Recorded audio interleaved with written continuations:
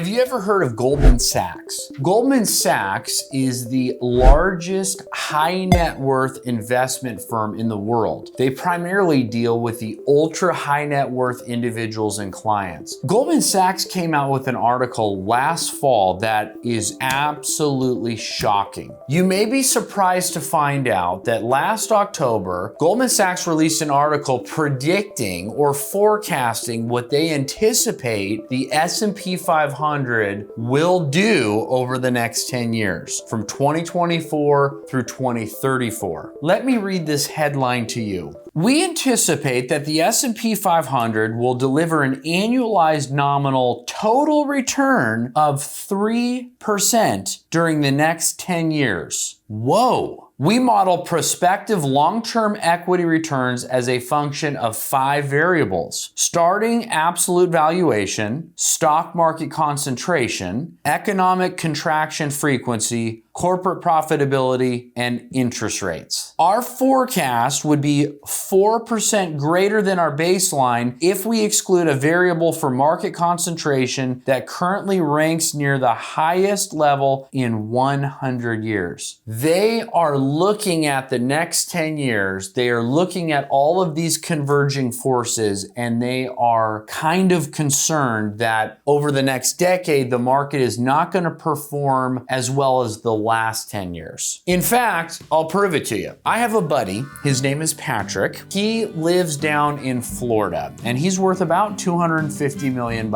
And his Goldman Sachs financial advisor, because he has an account with Goldman, flew down to him, sat down with him, and told him the exact same thing that Goldman Sachs released last fall, that they are anticipating a 10% average in the S&P 500 over the next 10 years. Now, it doesn't mean that the S&P is not going to go up more some years and not go down some other years. The point, though, is that it's going to be an average of 10. Now, if this is true, is your retirement plan prepared for that kind of average? Most retirement plans are built on 7 or 8% rates of return. Well, what if we don't get 7 or 8%? What if we only get 3 as an average over the next 10 years? What about inflation? What about fees? If we're getting an average of 3, inflation ideally should be 2, and you're paying a 1% fee to your advisor, it cancels everything out. You're basically not growing, which is why you may want to consider accounts where you don't pay any fees and where you can participate in that market upside, but be insulated from the downside years. For example, I believe the next 4 years that Trump is in office, the market's going to go up for various reasons, but the biggest one being we're deficit spending. We're spending more than we bring in tax revenue. And when you do that, it stimulates the stock market. But I also believe after those 4 years, the market is going to go down because of various reasons. We have other videos on that you can check out. But if the market does go down and you participate in the down trend, well, then your average is going to be about 3. But if you're able to participate in the upside the next 4 years, but not go backwards the next 6 or 7 because you can't go backwards in various different products, well, then your average is going to be much better than 3.